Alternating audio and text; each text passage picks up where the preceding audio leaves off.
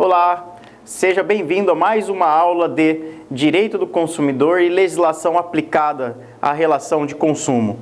Eu sou o professor Rodrigo Palomares e nós vamos ter aí um grande momento juntos para discutir relações de consumo no direito imobiliário. Mas para que a gente possa entender o que é uma relação de consumo, primeiro é necessário nós irmos lá no início, quando foi criado essa relação de consumo, em especial no direito internacional. Então, a relação de consumo, ela sempre existiu entre a humanidade, desde os primórdios tempos em que ocorria o quê? Uma pessoa precisava de um produto ou de um serviço que na época não tinha-se essa noção, né? Mas e a outra pessoa do outro lado tinha esse produto e esse serviço. Então, no início das relações comerciais, vamos dizer assim, relações econômicas, né, nós tínhamos os chamados escambos, que era uma troca entre produto e entre serviço. Então, você planta milho, o outro planta arroz, a gente troca o nosso milho e arroz. Até aí, então, não há uma relação de consumo porque não existe uma vulnerabilidade entre as pessoas, tá? Entre os comerciantes. Mas, com o tempo, as relações humanas foram ficando mais complexas. As pessoas que viviam no campo passaram a viver na cidade. Nós tivemos várias revoluções no decorrer dos milênios. Em especial, nos últimos 300 anos, nós tivemos já 3 grandes revoluções. E uma dessas revoluções, em especial, acabou culminando com o reconhecimento do consumidor, da pessoa consumidor, e também com o reconhecimento da autonomia do que é ser fornecedor. Então, nós temos no direito algo chamado e conhecido como gerações dos direitos fundamentais. As gerações dos direitos fundamentais, idealizado e também defendido por Norberto Bobbio, um doutrinador italiano aí no direito internacional, ele nos ensinou que as gerações de direito podem ser divididas em primeira geração de direito fundamental, liberdade, segunda geração de direito fundamental, que é a liberdade, a igualdade, e depois nós temos a terceira geração de direitos fundamentais, que vai ser a fraternidade entre os povos. Então, se você fizer uma análise bem tranquilinha da interpretação dessas gerações dos direitos, você vai perceber que ela eclodiu, ela surgiu, explodiu, nasceu ao mundo com a Revolução Francesa. Lá na Revolução Francesa, nós tínhamos na humanidade, naquela época, só para fazer um contexto, tá? Nós vivíamos, o povo francês, assim como toda a Europa em si, a monarquia absolutista hereditária. Era a forma do governo, então, conhecida naquele tempo. O que significa isso? Nós aprendemos isso nos livros de história, no ensino médio, fundamental. Então, monarquia absolutista hereditária significa dizer que existia uma pessoa, o rei, em que tudo que estava em seu reino, no território do seu reino, era seu. E ele cumulava o absolutismo, significa dizer que ele tinha todos os poderes sobre tudo dentro do seu território. Então, você não tinha direito à propriedade privada naquela época, porque a propriedade era do rei, ele era absoluto. Você não tinha como construir riquezas naquela época, pura e simplesmente como hoje, tendo lucros, porque o lucro também era da corte.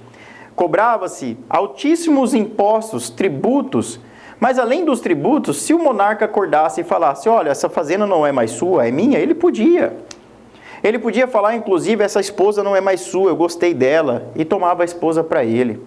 E assim sucessivamente, tá? Então nós vivemos esse período para chegarmos até a evolução da Revolução Francesa. E a Revolução Francesa, ela preconizava 3 ideais. O primeiro ideal, liberdade. Segundo, igualdade entre os povos. E o terceiro, a fraternidade. Como nós estávamos vivendo aquela época, a questão da monarquia absolutista hereditária, a primeira geração do direito fundamental que conseguiu a humanidade colocar em prática, perceba, o ideal era colocar tudo de uma vez em prática, a liberdade, a igualdade e a fraternidade. Mas não havia maturidade e nem condições humanas, sociais, de colocar em prática esses 3 ideais imediatamente. Então, a primeira coisa que aconteceu foi colocar a liberdade em prática. Como assim? Nós, naquela época, tínhamos que nos libertar das amarras, das garras do governo absolutista, monárquico. Então, como nós tínhamos medo, acabamos de tomar o poder, o povo tomou o poder, dividiu, fracionou esse poder absoluto, ele transformou esse poder absoluto em 3 poderes, legislativo, executivo e judiciário. Foi criada a figura do Estado contemporâneo, né? Que nada está acima da lei. Então foi criado o Estado de Direito, em que até os seus governantes estão abaixo da lei. Ninguém está acima da lei. A única coisa que pode estar acima da lei através de revolução é o poder do povo, porque o poder emana do povo, tá? Então, veio a liberdade. Liberdade de quê? Liberdade do Estado, da forma antiga de governo. E como nós tínhamos medo, como acabamos de tomar esse poder, nós tínhamos medo que esse poder milenar que nós derrubamos pudesse retornar imediatamente, o que nós fizemos? Nós diminuímos o Estado. Então, o Estado praticamente ele não tinha poder de intervir nas relações humanas. Aquela época, vocês podem perceber que até hoje existem colegas humanos que defendem a ideia de um liberalismo total, que foi praticamente o que aconteceu no início lá dos anos 1800, quando ocorreu a Revolução Francesa, em que realmente houve um liberalismo, houve a necessidade desse liberalismo. Por que que houve? Porque nós tínhamos medo que o Estado retornasse à antiga forma de governo monárquica, bem como tínhamos que fazer um desenvolvimento frenético da economia para fazer com que o Estado se desenvolvesse. Então não existia regra até então. Ninguém conhecia as regras de economia, por exemplo. Foi naquele momento em que foi instituído a propriedade privada. Então nós tivemos ali o Código Napoleônico, e que protegeu a propriedade privada, e agora muito bem dito no nosso curso de Direito Imobiliário, que é no seguinte sentido: a propriedade privada ela era garantida na França através de um contrato, e é até hoje assim lá na França. Aqui no Brasil não. Aqui no Brasil nós adotamos o modelo francês juntamente com o modelo alemão, do qual eu vou falar mais à frente. Então fica aí aquela pulguinha atrás de orelha para você saber o porquê que nós adotamos esses dois meios de transmissão da propriedade. Não é com um simples contrato que nós conseguimos fazer a transmissão de propriedade aqui no Brasil. Bom, feito esses esclarecimentos, o que aconteceu? Nós começamos, a partir de então, colocar a liberdade em primeiro lugar. Então, o Estado não poderia intervir. É a mesma coisa que dizer isso. Se você comprar um celular hoje, seu celular veio com algum problema, você vai querer que o Estado intervenha, caso o fornecedor ele não lhe dê a garantia legal. Aí você provoca o Estado, através do Poder Judiciário, e fala: Ei, Estado, eu tenho a garantia, por favor, faça o cumprimento forçado dessa garantia, porque ele não quer cumprir. Aí o Estado vai lá com o poder de império e faz com que a garantia seja executada. Não poderia fazer isso daí antigamente, tudo bem? Ali no início da Revolução Francesa, porque nós estávamos no momento em que o pacto fazia lei entre as partes. Olha só que interessante. Então, o primeiro momento foi a força literal do contrato. Aí sai aquela máxima, fio do bigode, tá? O que está escrito faz lei entre as partes. Mas essa máxima, vocês vão ver no decorrer da nossa aula de relação de consumo, que ela não tem mais força, ela não tem como vigorar hoje em dia mais. Ela permanece como regra, mas ela admite inúmeras exceções por conta de um requisito chamado vulnerabilidade. Tá? Então vamos lá. Então, no primeiro momento, nós nos livramos da amarra do Estado, para que ele não retornasse ao antigo regime monárquico. Consolidamos o Estado de Direito. E logo em seguida, em razão dessa liberdade que ocorreu, nós tivemos um grande boom econômico. E isso daí também trouxe a liberdade da imaginação, trouxe a possibilidade de uma segunda revolução, que foi a Revolução Industrial. A Revolução Industrial em si, ela traz para a sociedade a ideia de igualdade. Por quê? Por que igualdade? Porque houve a necessidade de igualar relações que começaram a ser desiguais. Antes da Revolução Industrial, nós tínhamos o quê? Geralmente uma produção artesanal, né? Em que o sapateiro, ele tinha até o nome, o sobrenome dele era sapateiro, em que ele fazia a forma do seu pé, eram produtos praticamente artesanais. Com a Revolução Industrial, foi introduzido no universo da indústria, da produção, a produção em série, tá? Primeiramente com a indústria têxtil, depois com a indústria automotiva e assim sucessivamente como nós estamos vivendo hoje. Essa produção em série, ela trouxe inúmeros benefícios para a humanidade, mas também trouxe a possibilidade da acumulação de riqueza e do aumento do poder de quem produzia em massa. Então, nós tivemos uma grande revolução social também com a Revolução Industrial. E essa Revolução Industrial nós chamamos de segunda geração do direito, que é o direito à igualdade. Foi neste momento histórico em que houve a necessidade de surgir as primeiras associações, agremiações de proletariados, trabalhadores, os primeiros embriões do que nós chamamos hoje de sindicatos, começou a surgir a esta época. E o sindicato, as associações de proletariados, o que é que eles visam? Eles visam a proteção de um vulnerável, que é o trabalhador. Então, o primeiro ser reconhecido como vulnerável foi o trabalhador, a força do trabalhador. E que a necessidade de que houvesse agremiações de pessoas com o mesmo propósito para poder lutar contra o poderio econômico do empregador. Então percebam, naquela época, o início das relações trabalhistas, vamos dizer assim, nós tínhamos pessoas que trabalhavam mais de 18 horas por dia ininterruptamente. Não possuía direito a 2 horas de descanso ou 1 hora no mínimo de descanso na hora do almoço. Crianças trabalhavam na indústria têxtil justamente porque elas tinham as mãos e os braços pequenos que eram utilizados justamente também para tirar as linhas que se embolavam nas máquinas. E muitas vezes essas crianças tinham os seus membros mutilados e quando mutilados não serviam mais para o trabalho, era jogado ao olho da rua. E quando eram demitidas, dispensadas, o que acontecia? Não tinha 13º, não tinha fundo de garantia, não tinha direito algum do qual nós conhecemos hoje em dia. E como é que esses direitos foram conquistados? Esses direitos foram conquistados com as agremiações de pessoas, que buscavam uma maior igualdade nessas relações que já nascem de forma desigual. John Locke nos ensinou que o homem é o lobo do próprio homem. Significa dizer que quanto mais poder ele tem, mais poder ele quer ter. Quanto mais riqueza ele tem, mais riqueza ele quer proporcionar a si mesmo.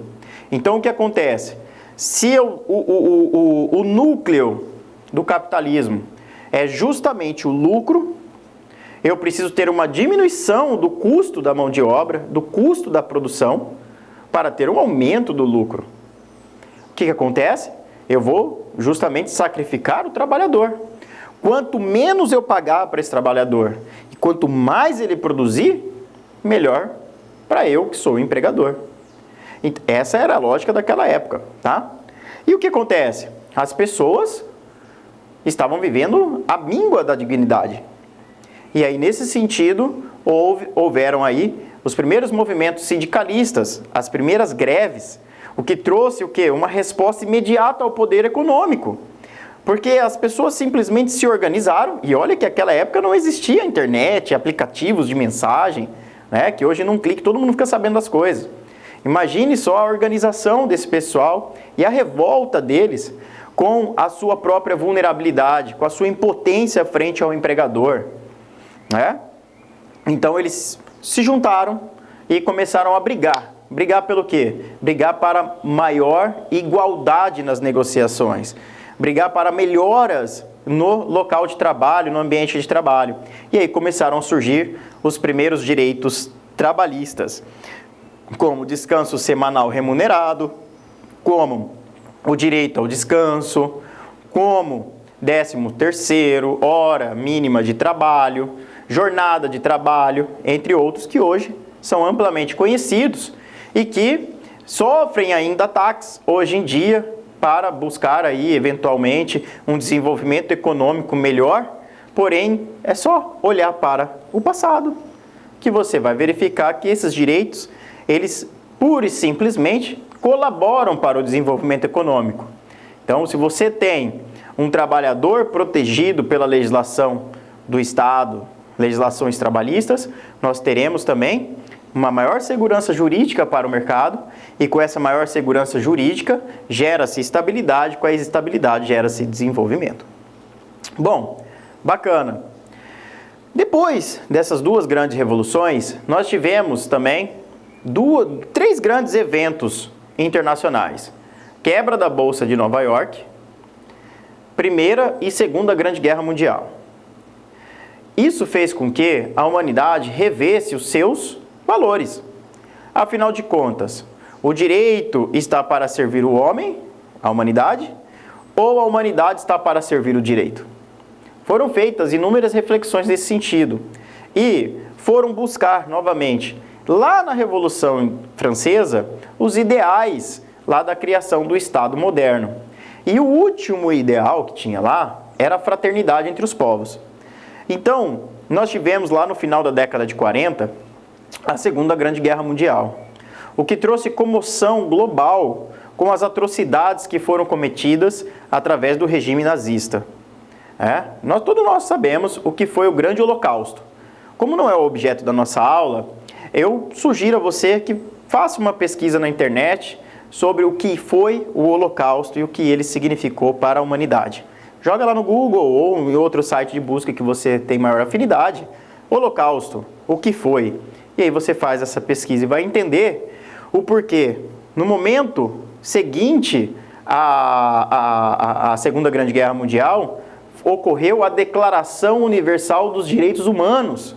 Hoje muito combatido aí com alguns governos, mas de essencial necessidade à humanidade, tanto naquele tempo quanto nos tempos de hoje, tá? Onde nós estamos tendo precarização aí do trabalho novamente, né? A questão dos retrocessos no direito do consumidor, do qual a gente está começando aqui essa aula introdutória.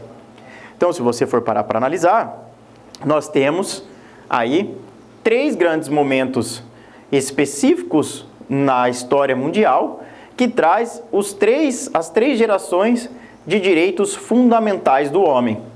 E onde é que entra a relação de consumo, então, nessa situação? A relação de consumo, ela vai entrar justamente na questão do direito à igualdade. Lá na segunda geração do direito, mais especificamente na década de 60 nos Estados Unidos, tá? Em 1960, década de 60, o atual presidente, aquela época, Kennedy, fez um discurso para toda a nação e reconheceu em seu discurso direitos básicos que todo ser consumidor deve ter. E no final do seu discurso, ele ainda disse assim: consumidores somos todos nós. Quando, em 1960, na década de 60, John Kennedy diz isso ao mundo, ele traz uma disruptura, tá? Com a economia antes desse discurso e com a economia pós esse discurso. Por quê, professor? Justamente pelo fato de que até a década de 60, o objeto de defesa da economia era pura e simplesmente o trabalhador. Tanto é que se você ler Marx, Weber, você vai perceber que a defesa toda é ali. Se não existe um trabalhador, não existe economia. Só que essa ideia evoluiu. E a evolução pode existir trabalhador, pode existir empregador, mas se não tiver o consumidor, não há razão alguma de existir essa relação anterior. Então hoje o foco para uma economia desenvolvida é justamente proteger o seu objeto principal, que é o quê? O seu fim. Porque a relação de trabalho é o meio, mas a finalidade de uma relação de trabalho é o seu fim, e o seu fim é a relação de consumo. E essa relação de consumo vai ser estabelecida com vários elementos atuais e que constam no Código de Defesa do Consumidor. E isso passou a vigorar, a ter essa ideia, a partir da década de 60. Então, John Kennedy foi lá e disse: consumidores somos todos nós. Ele principiou para nós, nos ensinou o princípio da informação, o princípio da segurança, tá? Entre outros princípios que no seu discurso, você também pode fazer essa pesquisa, John Kennedy, direito do consumidor. Joga na internet, você vai ter aí o discurso dele na íntegra. É muito bacana você dar uma lida e uma pesquisada aí, tá? É um complemento ao nosso material. O material é bem rico, bem vasto, mas é interessante também nós pegarmos essas informações que orbitam o nosso material. Então você pode jogar uma pesquisa rápida na internet, discurso John Kennedy, direito do consumidor, e aí vai aparecer lá na década de 60, ele reconhecendo pela primeira vez no globo terrestre a pessoa individualizada consumidor. Tá? E depois disso, como eu já disse, nós passamos para um outro momento no direito econômico, porque aí o direito do consumidor reconhecido no mundo, nós temos ele como princípio básico das relações econômicas. Por isso eu friso, não existe economia saudável em franco desenvolvimento se não tivermos uma política social de defesa intransigente dos consumidores, que são o fim de qualquer cadeia de produção. Eles não são o meio. Tá? Então vamos lá.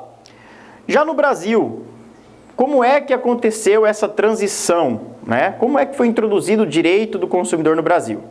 Bom, nós demoramos um pouquinho, tá? Se nos Estados Unidos, na União Europeia, a época nem era União Europeia, mas nós temos lá no direito europeu, no antigo mundo, né, vamos dizer assim, nós tivemos aí a introdução do reconhecimento do consumidor, das relações consumeristas na década de 60 e 70. No Brasil, isso só foi acontecer na década de 90, praticamente 40 anos depois de já terem sido fomentadas as relações de consumo no mundo. Tá?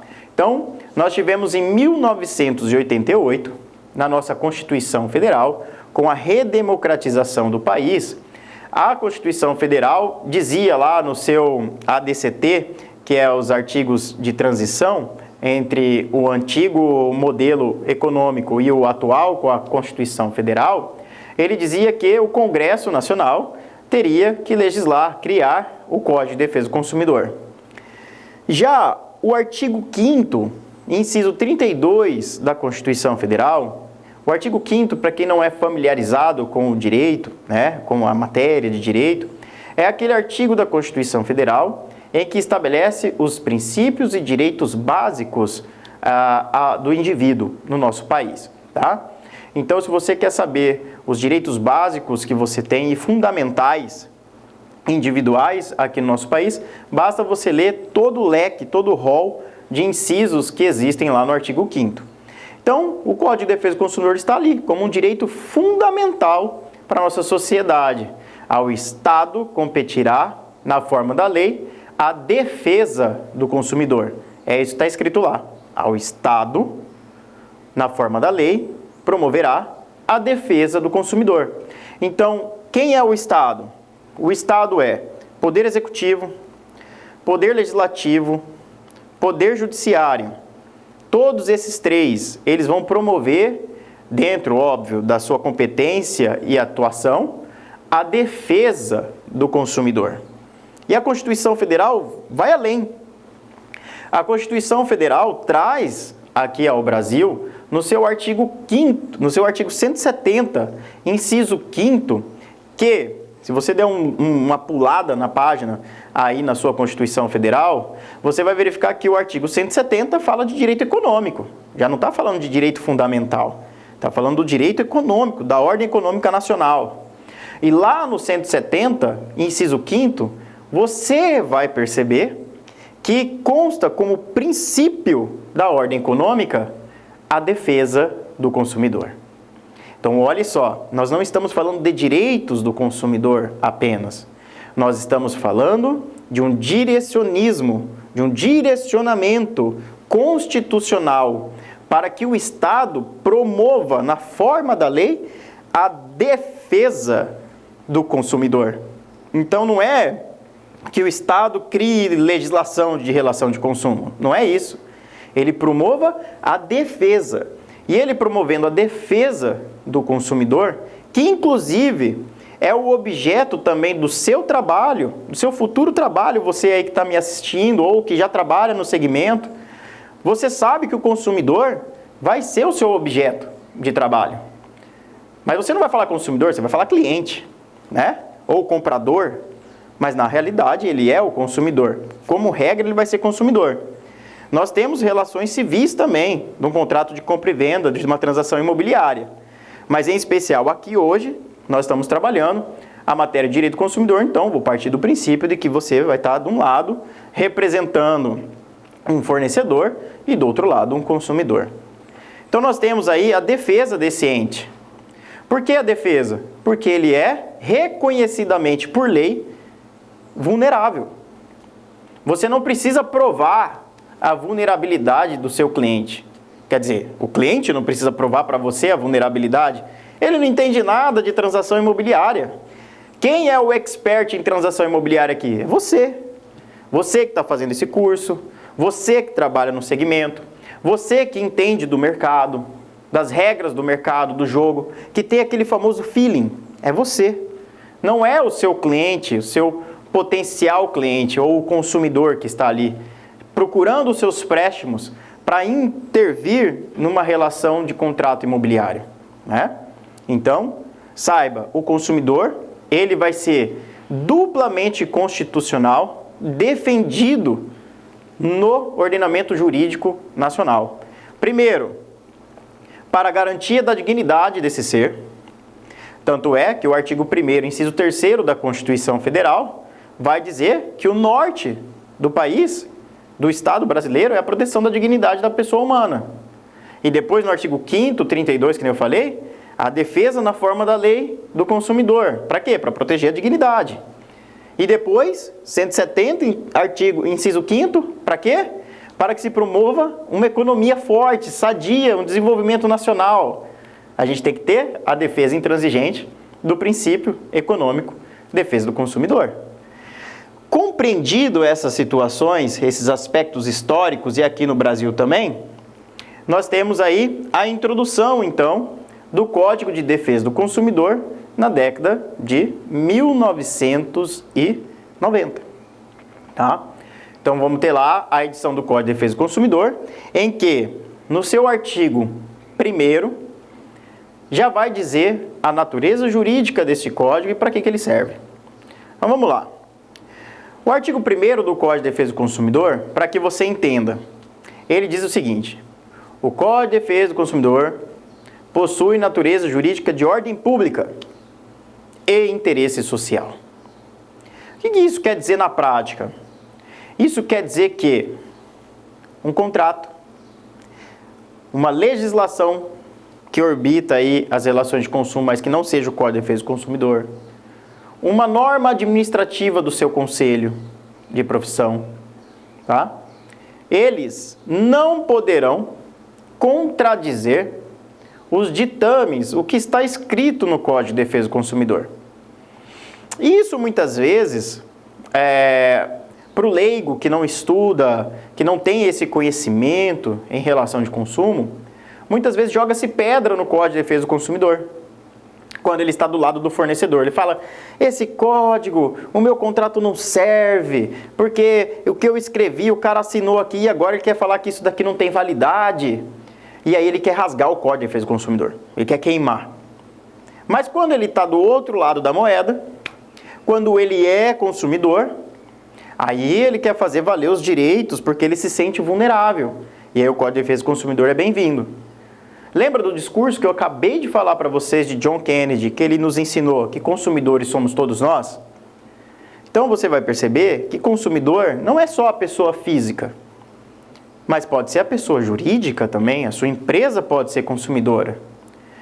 Não é só a pessoa jurídica de direito privado, a de direito público também. O Estado pode ser considerado consumidor em algumas circunstâncias. Nós temos também a figura do consumidor por equiparação. Aquela pessoa que não participou diretamente da compra e venda, da prestação de serviço, mas que de certa forma sofreu os danos de um acidente de consumo.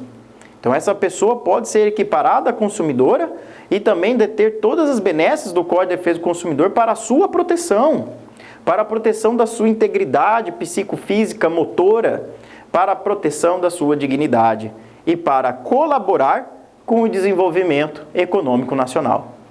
Olha a tamanha profundidade que é o Código de Defesa do Consumidor. E muitas vezes nos corredores, até mesmo em nossas conversas, a gente acaba diminuindo o Código de Defesa do Consumidor, falando, serve só para trocar celular, só para dar garantia de televisão. E olha a profundidade que é um regramento de relações de consumo. Tá? Então vamos lá. A gente tem então o Código de Defesa do Consumidor introduzido no país e a gente acabou de descobrir que pela hierarquia, pelo fato dele ter gozar de status de ordem pública, tudo deve obediência, toda relação de consumo deve obediência ao Código de Defesa do Consumidor. E aí, quando eu estava falando do primeiro momento do Estado moderno, que foi lá a liberdade, em que todo mundo podia escrever o que quisesse dentro de um contrato e o Estado não poderia relativizar o que está ali escrito, com a advinda do Código de Defesa do Consumidor já não é mais assim. Por quê? Porque o Código de Defesa do Consumidor, ele autoriza, lembra lá no artigo 5º, inciso 32 que eu falei, em que cabe ao Estado, na forma da lei, promover a defesa do consumidor? A forma da lei que está escrito na Constituição é o Código de Defesa do Consumidor. O Código de Defesa do Consumidor é uma lei ordinária.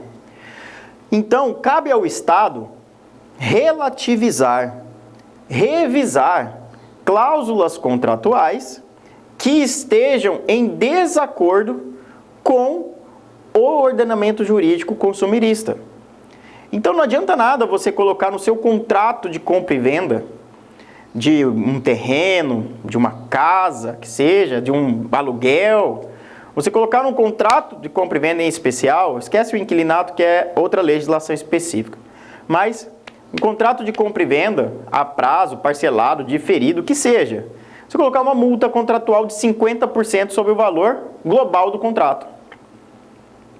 Perceba, se você coloca uma multa dessa contra o consumidor, caso ele fique inadimplente e vá haver a rescisão contratual, ou ele queira pura e simplesmente, independente da inadimplência, rescindir o contrato, e você coloque uma multa desse patamar estratosférico, essa multa facilmente é revisada no Poder Judiciário. E aí vem a grande revolta, mas que é isso? Meu contrato não vale, quando ele veio aqui, ele sabia que era 50%. Eu vou te responder com uma outra pergunta. Ele tinha a opção de não assinar o contrato ou de alterar essa multa para poder assinar o contrato? Não tinha. Se ele falasse, eu não assino o contrato se você não tirar a multa, você vai falar o quê? Eu não tiro a multa, então não assino o contrato. Próximo. E assim o mercado tenta sobreviver. Um mercado que não se desenvolve. Um mercado que fica estagnado, porque não protege o consumidor. Não vê o consumidor como uma entidade de desenvolvimento econômico, respeitando os seus direitos. Então, você vai perceber que um dos princípios básicos do Código de Defesa do Consumidor, nós vamos falar cada um deles, é o princípio à informação, à transparência, à boa-fé objetiva, que nada mais é que o dever de lealdade.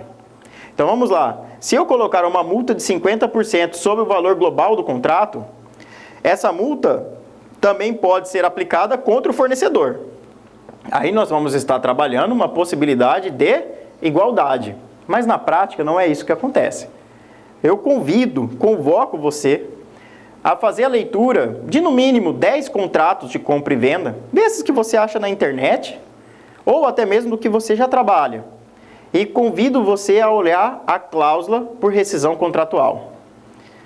A maioria esmagadora vai estar o percentual da rescisão sobre o valor global. Sabe o que isso constitui? Desvantagem exagerada ao consumidor.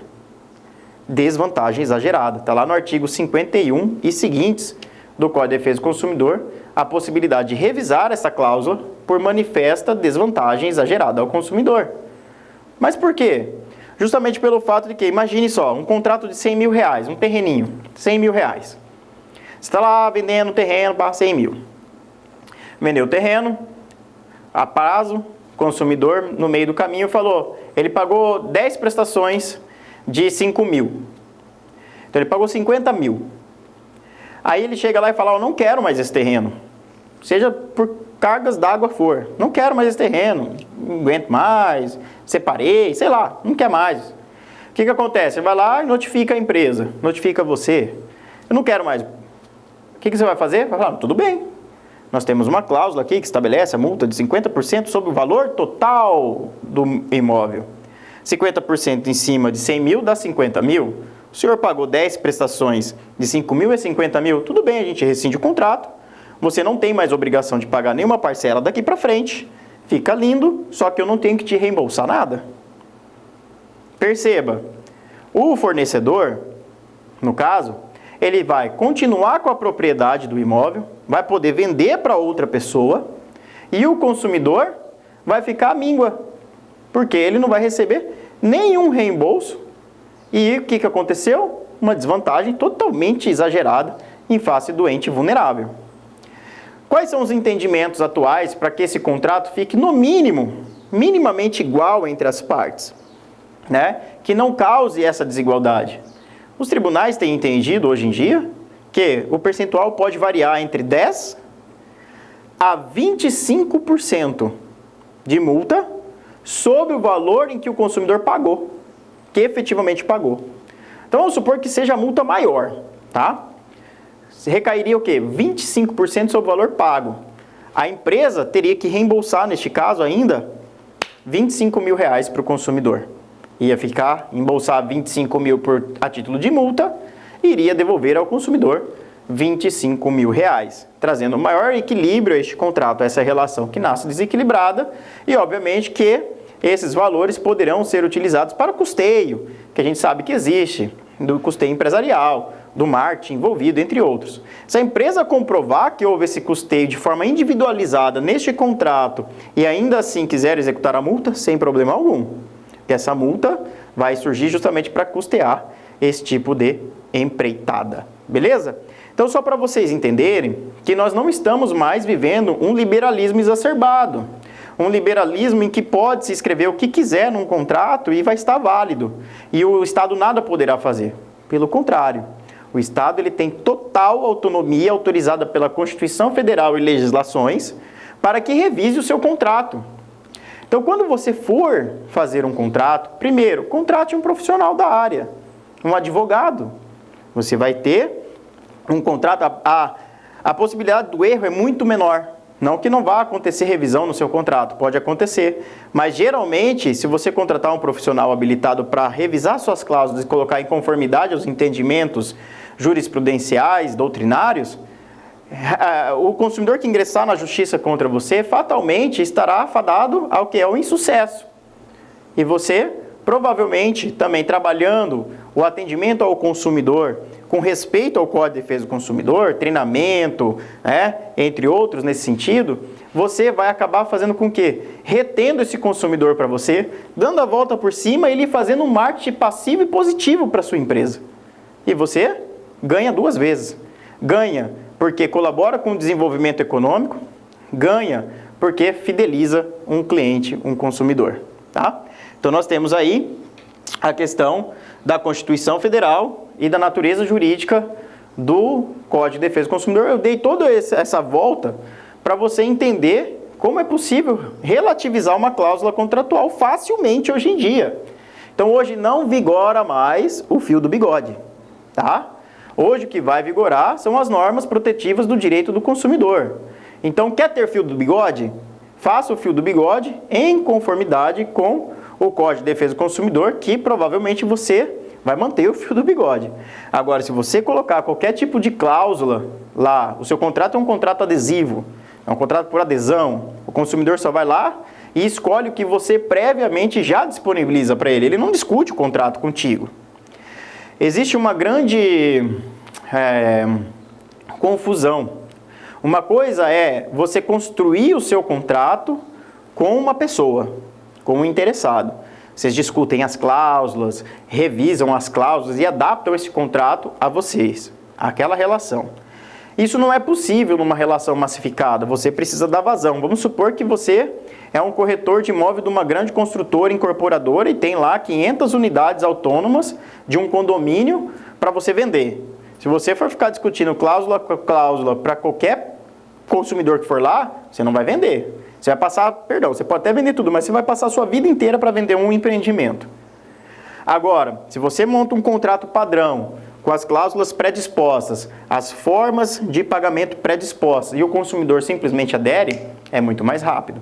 Então a produção é massificada, o contrato é massificado. Então como é que esse consumidor vai discutir qualquer irregularidade? Através do Poder Judiciário, através dos órgãos de defesa do consumidor, que nós vamos falar mais à frente, tá? Então vamos lá. Entendemos o artigo 1º. Vamos para o artigo 2º do Código de Defesa do Consumidor. O que diz esse artigo 2º? Ele vai trazer para nós o conceito de consumidor. Então você quer saber o que é o consumidor? Vai estar lá no artigo 2º do Código de Defesa do Consumidor. Lá vai estar escrito praticamente dessa forma. Consumidor é toda pessoa física ou jurídica, nacional ou estrangeira, tá? Que adquire produto ou serviço como destinatário final. Então, nós temos aí a pessoa consumidor. Então, você pode entender, então, que todos nós somos consumidores. Desde que nós, o quê?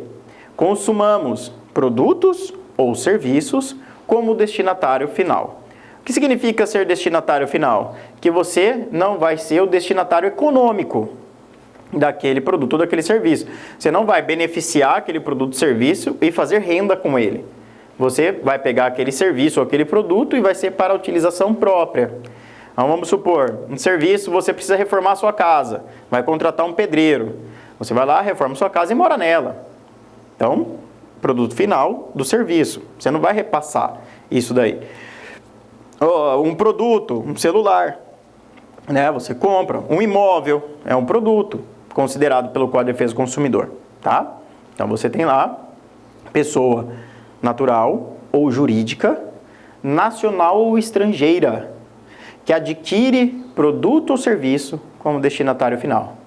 E um principal, mediante remuneração, tá? Mediante remuneração. Então, tem de ter remuneração para que haja uma relação de consumo, essa utilização do serviço ou do produto. Mesmo que essa remuneração seja indireta, tá? Mas aí eu vou complicar um pouco para vocês aqui no curso, né? Que é um pouco mais aprofundado, a gente aprofunda isso em pós-graduação em Direito do Consumidor. Mas vamos lá, vou deixar uma canja aqui para vocês. Existe a remuneração direta. Vai lá, compra um sapato e dá de presente, tá? Para alguém. Isso é remuneração direta. Eu, consumidor, fui na loja, paguei por aquele sapato, dei para alguém ou utilizei para fins. Tudo bem? Tudo bem. Remuneração indireta, amostra grátis. Você vai no mercado, aí chega lá no mercado, o pessoal te dá, sei lá, um saquinho de ração para o seu cachorro. Não, leva, a amostra é grátis. Ou então, te dá um copinho de suco. Toma aí, dá uma experimentada aí, é grátis. Só que, se acontecer um acidente de consumo pela amostra grátis, perceba, a remuneração deles é indireta, porque eles estão fazendo marketing para aumentar o lucro. E essa remuneração indireta é considerada para fins de caracterização de uma relação de consumo. Assim também como o estacionamento, tá? Então, se você é dono de imobiliária, trabalha em imobiliária e você disponibiliza lá um estacionamento, seja na calçada, que é uma via pública, ou seja também em um local reservado, saiba que você será responsabilizado por qualquer dano que acontecer ao veículo do consumidor ali estacionado. Mesmo que você não cobre um mísero centavo sequer. Tá? Aí você pode estar se perguntando, mas isso é injusto? Não, não é. Porque você deixa esse estacionamento lá como comodidade para o potencial cliente. Então isso é, de certa forma, um marketing em qual você recebe uma remuneração indireta. Tá? Então ele vai lá, faz sua propaganda, toma um cafezinho. Você vende segurança para este consumidor. Quando você vende segurança para esse consumidor, pode estacionar aqui e vende a segurança, eu só vou parar o carro no seu estacionamento porque eu me sinto o quê? Seguro, que meu carro vai estar guardado ali, devidamente guardado. E aí, se acontecer alguma coisa, como você ofertou este serviço, mesmo de forma não remunerada diretamente, você responde. Então, não estou falando para você tirar o estacionamento. Eu estou falando de que você poderá responder por eventuais perdas e danos. E sai muito mais barato se acontecer uma perdas e danos nesse estacionamento, nesse espaço que você deixa, você resolver amigavelmente com o consumidor, se assim for possível, do que ocorrer uma judicialização. Porque a judicialização sai mais caro para todo mundo. Por quê? Fornecedor paga advogado, consumidor paga advogado, consumidor e fornecedor pagam imposto para manter o poder judiciário e assim sucessivamente. Então é um prejuízo social total. Agora, se as partes podem transigir entre si, podem entrar num acordo sabendo cada um das suas responsabilidades e agindo com a boa-fé objetiva, não tem por que não fazer um acordo num caso como esse.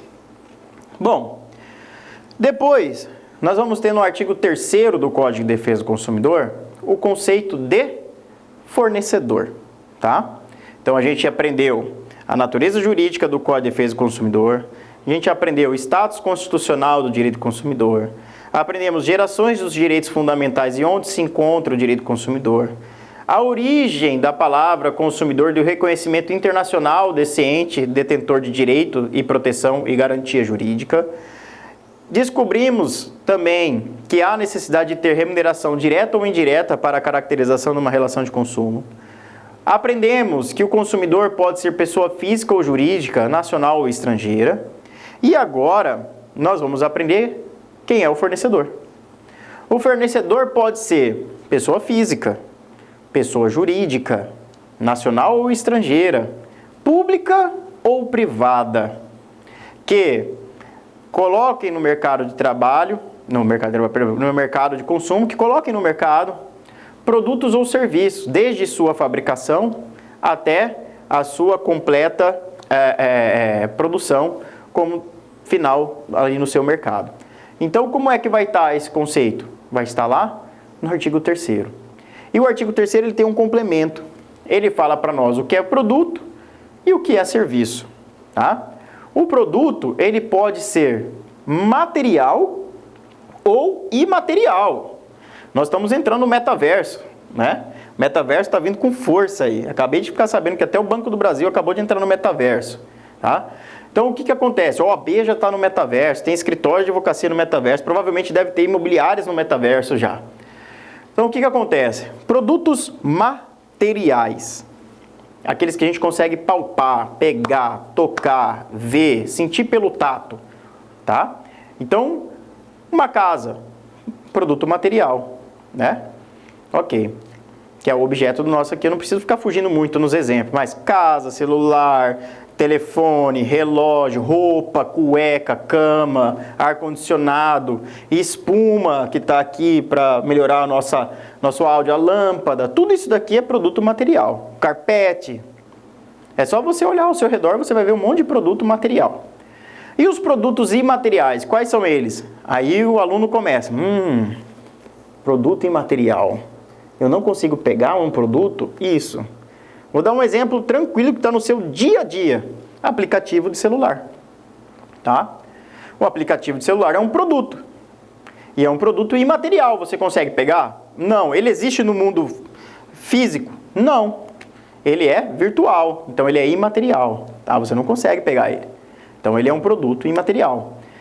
Ah, professor, bacana, entendi. Então, o que eu consigo pegar, para a gente entender agora aqui, sim, como tecnólogos, como técnicos, a gente tem produto material e produto imaterial. Para o direito imobiliário, a gente consegue vender um produto imaterial se no metaverso tiver propriedade privada que possa ser registrado em um cartório, obviamente que este produto vai ser imaterial, tá? E eu já estou preparando vocês para o futuro. Vai acontecer se já não estiver acontecendo nos países desenvolvidos, tá?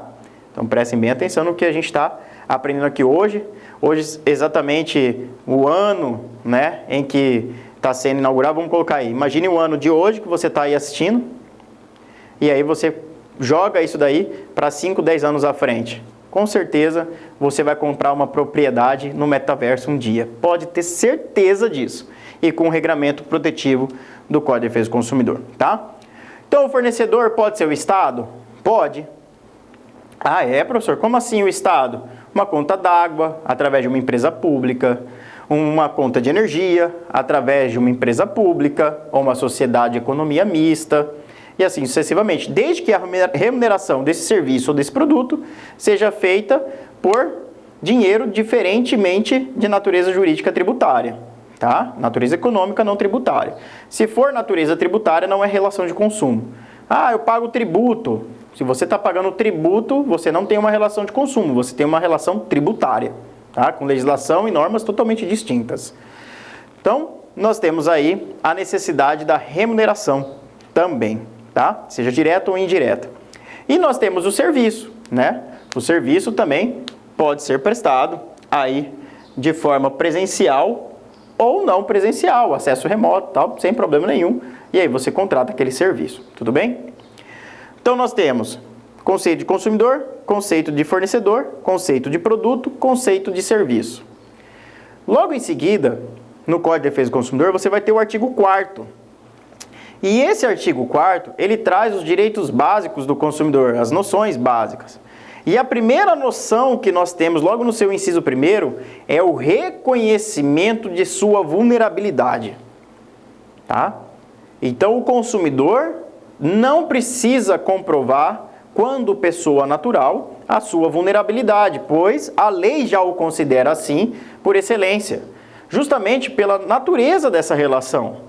É inegável que numa relação em que exista um fornecedor, detentor do poderio informativo, detentor do poderio econômico, o técnico, o que sabe o que está fazendo, com aquele que não sabe o que esse técnico faz, como aquele que precisa muitas vezes do préstimo daquele serviço, que precisa muitas vezes daquele produto, e muitas vezes essenciais. Hoje, quem consegue viver sem geladeira? Considerado um produto essencial. Mas você entende como funciona uma geladeira? Eu não entendo, eu sou professor de direito, sou advogado. Eu não entendo como funciona uma geladeira. Hoje a gente precisa de energia elétrica. Um produto essencial, misto de produto e serviço. Você entende como funciona a eletricidade? Não entende. Então nós somos naturalmente vulneráveis nesses produtos e serviços. Somos naturalmente. Então a lei precisou estabelecer de forma expressa que para não abrir margem para interpretação. Ah, porque o Rodrigo Palomares, o professor Palomares, ele entende direito do consumidor, então qualquer contrato que ele for fazer, ele não pode ser considerado vulnerável. Se não constasse no Código de Defesa do Consumidor que todos nós, pessoas naturais, somos vulneráveis, imagine a trabalheira que ia dar para comprovar a sua vulnerabilidade. Então, o Congresso Nacional já veio e espancou, afastou qualquer possibilidade de interpretação diversa de que não seja vulnerável o consumidor. Então, ele não precisa provar a vulnerabilidade dele, ele é vulnerável, a pessoa natural. Já a pessoa física, a pessoa jurídica, ela precisa sim comprovar a sua vulnerabilidade, tá? Seja a vulnerabilidade fática, econômica, ela tem que comprovar que é vulnerável. Vou exemplificar para você. Você que é dono de imobiliária, já vou trazer no foco aqui para o nosso curso. Você é dono de imobiliária ou você é o corretor de imóveis, pessoa natural, pessoa jurídica, sei lá, você abriu um MEI, virou pessoa jurídica. O que acontece? Você precisa de computador para trabalhar. Concorda? Ninguém hoje trabalha sem computador. Mas você tem 2, 3 funcionários ali, você precisa comprar 2, 3 computadores, ou você precisa comprar um computador. O computador tem alguma coisa a ver com a sua atividade fim? Você comercializa computador? Você é técnico de informática? Você entende de computação? Não, você não entende, ela é um meio, tá? Você não vai produzir riquezas diretamente com o computador, ela é um meio necessário para a execução do seu serviço. Então, neste caso, comprovada a sua vulnerabilidade, você vai demonstrar que não é o destinatário econômico, que você é o destinatário econômico final deste produto, e você demonstrando essa sua vulnerabilidade, você consegue ser considerado consumidor para todos os fins de direito e consegue, por exemplo, ter a garantia legal de 90 dias para troca, de 30 dias se for um produto não durável, 90 dias para produto durável. Você tem as benesses da inversão do ônus da prova, que a gente vai falar mais à frente, e assim sucessivamente. Então, perceba que você, pessoa jurídica, também pode ser trabalhado como consumidor, caracterizado como consumidor ou consumidor, desde que você prove a sua vulnerabilidade.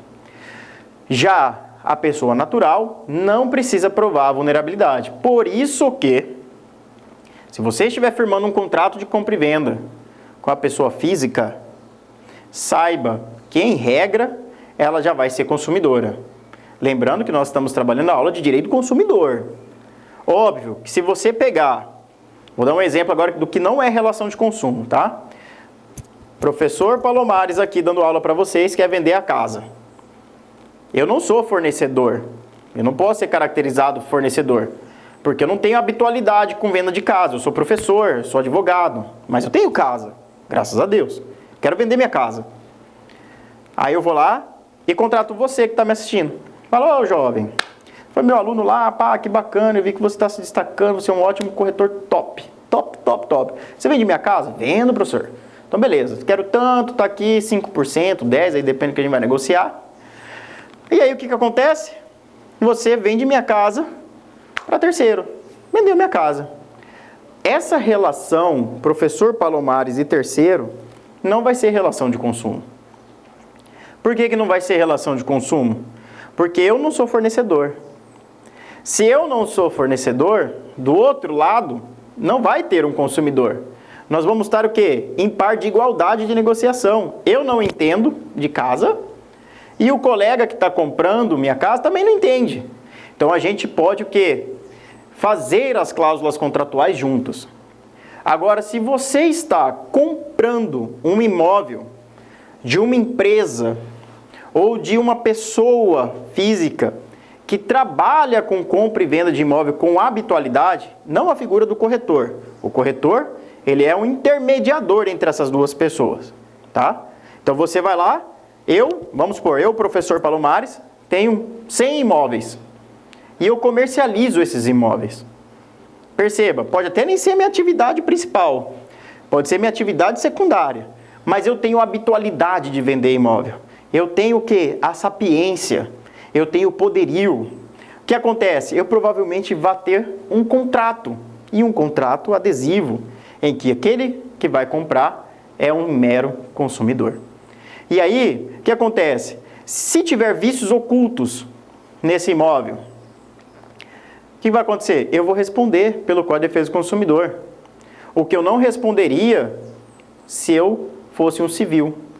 No Código Civil, nós não vamos ter a figura do vício oculto, nós vamos ter a figura do vício redibitório, e com regras muito específicas, tá? Mas aqui eu não vou adentrar o Código Civil, porque muito fatalmente eu vou estar adentrando aí a matéria de outro colega professor. Tudo bem? Que eu tenho a consciência tranquila que vai ter essa explicação com maestria para vocês. Vamos focar aqui no Código de Defesa do Consumidor. Então, partindo do princípio que a gente tem uma relação consumerista, óbvio que você vai ter todas as benesses do Código de Defesa do Consumidor. E continuando, no artigo 4º vai falar da Política Nacional das Relações de Consumo, né? E essas políticas nacionais da relação de consumo é o quê? O reconhecimento à vulnerabilidade do consumidor, A outra é a criação e a facilidade, tá? A criação de entidades e órgãos, o fomento a órgãos de defesa do consumidor. Então, você pode estar me assistindo aí do país inteiro, mas existem alguns locais no país que existe uma ferrenha defesa do consumidor, como por exemplo, Ministério Público do Consumidor, os famosos MPCONs, você pode pesquisar aí na sua cidade. Você pode procurar no site Consumidor Vitorioso, que é um site do Ministério Público, em que constam lá todas as vitórias que o Ministério Público possui em ações coletivas. Então tem muito direito que você muitas vezes nem sabe, indenizações que você nem sabe que tem direito, que você pode pegar a ação que já está pronta lá do Ministério Público e só executar, tá? Bom, nós temos o consumidor.gov.br, que é uma plataforma vinculada ao Ministério da Justiça, que traz uma aproximação entre o fornecedor previamente cadastrado lá e o consumidor, para que eles possam ter uma interação e resolver os seus problemas de consumo de uma forma rápida, tranquila, sem a necessidade da intervenção do Poder Judiciário ou de advogados, que podem encarecer demasiadamente aí o seu problema de consumo. Lembrando que sempre é indicado uma consulta prévia a um advogado, a um profissional da área, para que você, até mesmo no consumidor.gov, possa ir lá pleitear os seus direitos, tá? Não que você precise contratar para ele te representar, mas é interessante ao menos você fazer uma consulta prévia com um especialista para poder, com as mãos próprias, ir lá no site ou até no aplicativo, eles possuem um aplicativo, olha o produto imaterial aí, possui um aplicativo em que você pode ir lá com cadastro prévio também fazer suas reclamações. Eu utilizo muito, tá? E é muito boa a plataforma, em especial com multinacionais, com empresas grandes, empresas de transporte aéreo, né? Atrasou seu voo. Você não quer entrar na justiça para ganhar 2, 3 mil reais de indenização por dano moral. Então, você vai lá no consumidor.gov e fala, olha, meu voo atrasou aqui 4 horas, eu perdi um compromisso ou não, só pelo simples fato do atraso do voo, eu quero uma reparação desse meu tempo perdido. Beleza? Beleza. A empresa vai lá e fala, te dou um voucher de R$1.000, de R$1.500 para você usar durante um ano aqui no país. Poxa, você não teve que pagar advogado, você não teve que pagar custa no processo, você não teve que esperar 2 anos por uma sentença, que ia te dar 3, 4 mil reais só de dano moral. E você ganhou R$1.500 em 7 dias para utilizar em uma nova viagem, parece-me um bom acordo no fator temporal, mas isso é subjetivo, tá? Eu faria esse acordo. Fiz vários acordos nesse sentido para minha pessoa e é interessante. Comprei um imóvel, sei lá, a gente tem grandes construtoras nacionais, eu não vou citar nome aqui, mas que estão lá no hall do consumidor.gov. Deu vício oculto na sua construção. O que é um vício oculto? Quando você foi lá fazer a vistoria, ele não apareceu. Você nunca usou aquela tomada X. Quando você foi usar, você descobriu que não tem fiação. Tá? Não tem fiação. Simples assim. Você comprou e não tem a fiação na tomada. Aí, o que você vai fazer? Você vai entrar na justiça, contratar, mover o judiciário por conta de uma mísera tomada, que muitas vezes pode ter que mexer em tudo, mas é uma tomada. Aí você vai lá na empresa, e aí você reclamou diretamente na ouvidoria da empresa, a empresa fala, não, acabou o seu prazo de garantia. Você tinha 5 anos para ver isso daí, você não viu. Mas em 5 anos ele não usou a tomada. Quando ele foi usar, ele descobriu. Então o prazo começou a fluir ali, de quando ele foi usar a tomada. Foi quando ele tomou conhecimento daquele vício oculto. Aí o que acontece? A empresa te negou diretamente no canal de comunicação dela. Mas aí você vai no consumidor.gov. Você reclama no consumidor.gov. Você fala, olha, eu fiz uma consulta prévia com o advogado e ele me informou que o vício oculto começa a fluir o prazo da reclamação a partir do momento que eu tenho conhecimento. E eu fui fazer um churrasco lá atrás na minha casa, no espaço gourmet que seja, e lá tem uma tomada. Quando eu fui utilizar essa tomada, não tinha fiação. Portanto, eu quero que coloquem a fiação conforme memorial descritivo, sem custo para mim. A empresa tem o prazo de 7 dias para te responder, positivo ou negativo. Se positivo, resolvido. Se negativo, aí você tem, além da reclamação, como prova, você tem uma eventual perícia que você vai fazer no processo e provavelmente você vai ter êxito na sua ação por vício oculto, tá? Tendo a sua reparação de dano material e de dano moral, possivelmente, porque você está falando do bem de maior valor aquisitivo do nosso país, né? Bom, essas são algumas das políticas nacionais da relação de consumo, consumidor plano global. O próprio PROCON, geralmente as cidades grandes possuem, tanto o PROCON estadual quanto o PROCON municipal. É relação de consumo, deu problema? Pode ir no PROCON. Pode ir para tirar uma dúvida, fazer uma consulta prévia ou até mesmo para abrir a sua reclamação fundamentada. Nós temos também as defensorias públicas de defesa do consumidor. Tudo isso faz parte do Sistema Nacional de Defesa do Consumidor vinculado ao Ministério da Justiça, tá? É bem bacana e você pode perceber que o país está antenado com a defesa do consumidor, muitas vezes deixando a desejar, mas está antenado justamente porque um consumidor protegido, economia saudável, como a gente falou no início da aula. Bom, vamos lá. Direitos básicos do consumidor. Onde eu acho os direitos básicos do consumidor no Código de Defesa do Consumidor? Eles vão estar lá no artigo 6º do Código de Defesa do Consumidor e os seus incisos, tá? Eu vou falar os principais que são utilizados na área do direito imobiliário. Então vamos lá. Eu tenho como direito básico do consumidor a inversão do ônus da prova.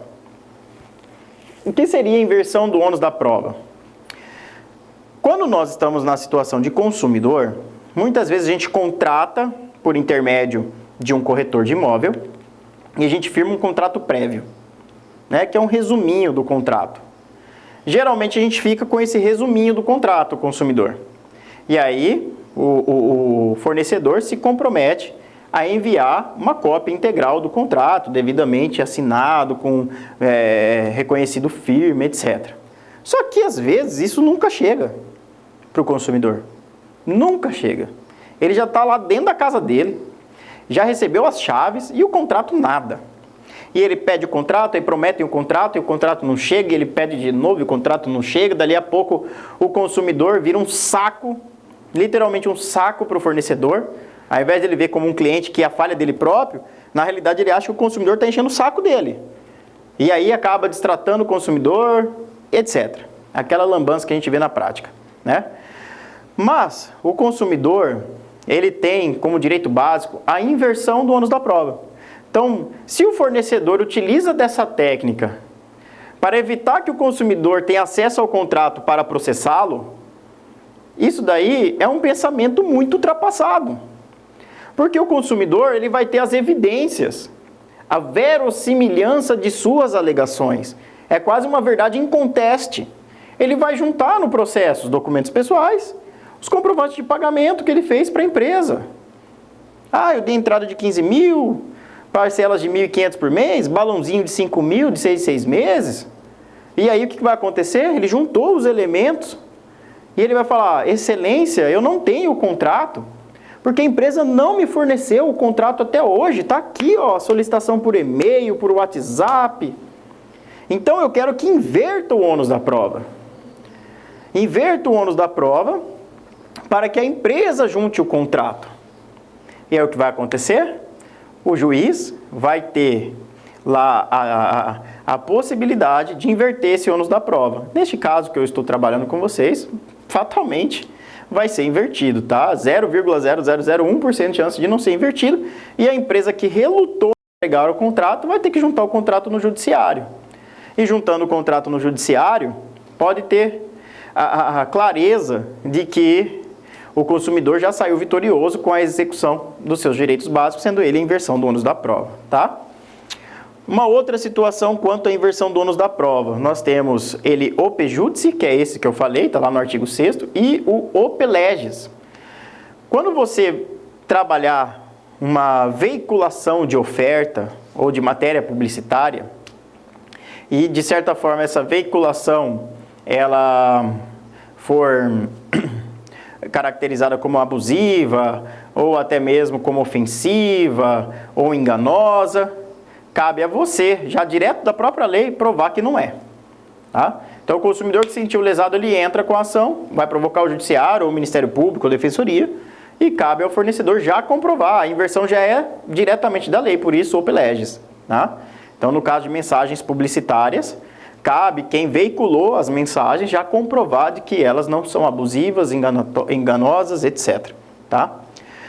Bom, outro direito básico do consumidor, que é, vamos dizer assim, o suprassumo dos direitos básicos, que a todo consumidor é garantida a ampla e irrestrita defesa dos seus direitos com ampla indenização, tanto pelos danos materiais quanto pelos danos imateriais.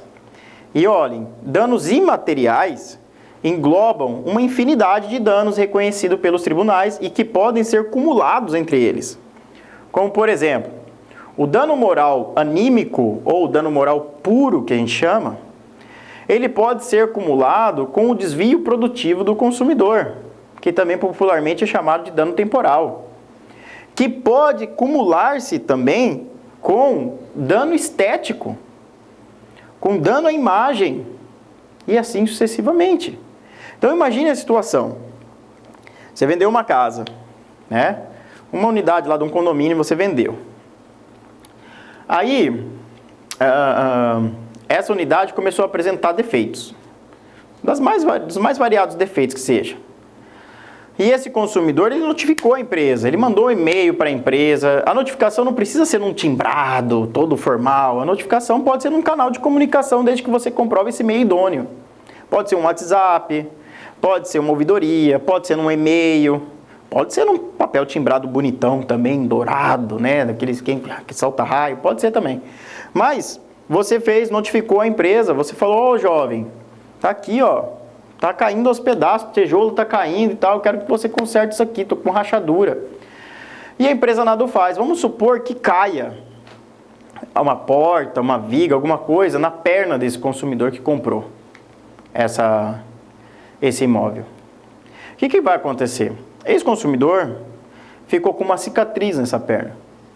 Ele vai poder ingressar com uma ação judicial, desfazer o negócio, ser reembolsado 100%, porque com culpa do empreendedor, o reembolso é 100% conforme súmula do próprio Superior Tribunal de Justiça. Ele vai ser reembolsado 100%.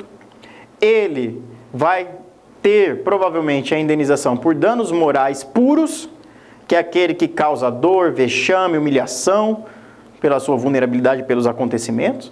E ele vai ter também indenização por danos estéticos, porque ele ganhou nefastamente uma cicatriz na sua perna pelo acidente de consumo causado e que previamente foi notificado à empresa. Tá? Então perceba que o artigo 6º, inciso 6º do Código de Defesa do Consumidor traz a ampla indenização e reparação dos danos ao consumidor decorrentes de acidente de consumo. Isso é um direito básico do direito do consumidor, das relações consumeristas. Isso daí está lá no artigo 6º. No início do Código de Defesa do Consumidor. O Código de Defesa do Consumidor tem mais de 100 artigos. Nós estamos só no 6º. E olha o tanto de direitos que eu já disse para vocês aqui nessa aula, tá? Bom, nós temos aí direitos básicos, né? Nós temos também como direito básico do consumidor, em especial, agora, para aqueles contratos de trato sucessivo, ou seja, aqueles em que haverão pagamentos parcelados mensalmente. Às vezes a gente faz contrato de 300 meses, né? 24 meses, 30 meses, 48, 60 e assim sucessivamente, desde que seja sucessivo. Vamos supor que o consumidor te procurou hoje. E ele te procurando, o que acontece? Vai lá, ele tem emprego fixo, renda fixa, ele tem uma esposa que trabalha também, tá tudo lindo. Ele tem a renda mínima para conseguir a aprovação, aprovou, pagou, beleza. Mas vamos supor que depois de 2 anos, ele pagando esse contrato, ele é mandado embora. A esposa é acometida de grave enfermidade, entre outras coisas, porque a vida não é algo estático, né? Ela está mudando a todo momento. O consumidor tem a possibilidade de revisar economicamente este contrato, tá? Está lá no direito básico dele. Ele pode, através da teoria da alteração objetiva da base do contrato, ele pode revisar este contrato por fato superveniente que o torne este contrato excessivo a ele. Tá? Então, se mudaram as circunstâncias, há de também mudar para a manutenção deste contrato as cláusulas contratuais, há de se revisar. Nem que seja uma suspensão ou uma diminuição jogando o valor lá para o final, mas o que se busca com essa revisão, com a alteração objetiva da base contratual, é justamente a manutenção do contrato. Não é rescindir o contrato, é buscar a sua manutenção. Porque se ele permanecer durante muito tempo desempregado, ele não vai conseguir manter, né? Então, durante certo tempo, vamos revisar isso daí para diminuir a onerosidade excessiva deste contrato. Diminuindo, ok. Se retornou ao status quo ante, beleza, que revogue-se e a gente continua como era antigamente, tá? Então, existe essa possibilidade como um direito básico do consumidor. Não é muito aceito nos tribunais, né? Até pela falta de técnica. Às vezes, os colegas que ajuizam esse tipo de demanda falham em alguns cálculos, em comprovação dessas alterações. Não basta eu mostrar a alteração substancial. Eu tenho que comprovar cabalmente a alteração da realidade financeira e que, decorrente dessa alteração da realidade financeira, houve uma onerosidade excessiva ao contrato. Aí eu consigo, com esse direito básico, revisar essas cláusulas, tá? Mas isso daí são situações excepcionalíssimas, percebam, fato superveniente, né? Entre outros. Então, mas está lá elencado no artigo 6º do Código de Defesa do Consumidor, tá? E para a gente caminhar para o fim, a gente tem a questão das garantias também no direito do consumidor, né? Das garantias. Então, vou falar rapidamente das garantias.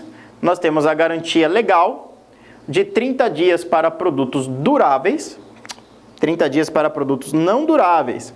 Então, aqueles produtos em que a gente utiliza eles, mas eles não são instantâneos, mas também não são feitos para durar uma vida, tá? Então, são produtos não duráveis, garantia de 30 dias. Produtos duráveis, que é o caso praticamente de 90%, 95% do objeto do nosso trabalho aqui neste curso. São produtos duráveis, imóveis. Então, o objeto principal é imóvel, durável. Qual é a garantia legal através do Código de Defesa do Consumidor que nós temos? 90 dias. Mas, se for uma obra de empreitada e você está vendendo um condomínio, por exemplo, as estruturas delas no país, no nosso país, vão ter que ser garantidas por no mínimo 5 anos, tá? Então, 5 anos a questão estrutural tem que ser garantida através da legislação específica em consonância com o Código de Defesa do Consumidor. Beleza? Nós temos nos países, por exemplo, na União Europeia, sabe qual é o prazo lá? No mínimo, 30 anos. Tá? Aqui é 5, né? Então, porque de repente a gente constrói com maior qualidade, tá? Então, a gente tem aí 5 anos de garantia legal para a estrutura que lhe foi ofertada, que lhe foi vendida através do empreiteiro, tá bem? Nós temos também 30 dias para produtos não duráveis, 90 dias para produtos duráveis. E aí, no próximo encontro, a gente vai trabalhar a questão da oferta, das proteções contratuais, o que é um vício, o que é um defeito, a responsabilidade civil, onde o profissional aí, que é intermediador, ele vai entrar nessa relação de consumo, como é que ele vai se responsabilizar, tudo isso daí no nosso próximo encontro. Muito obrigado e até a próxima.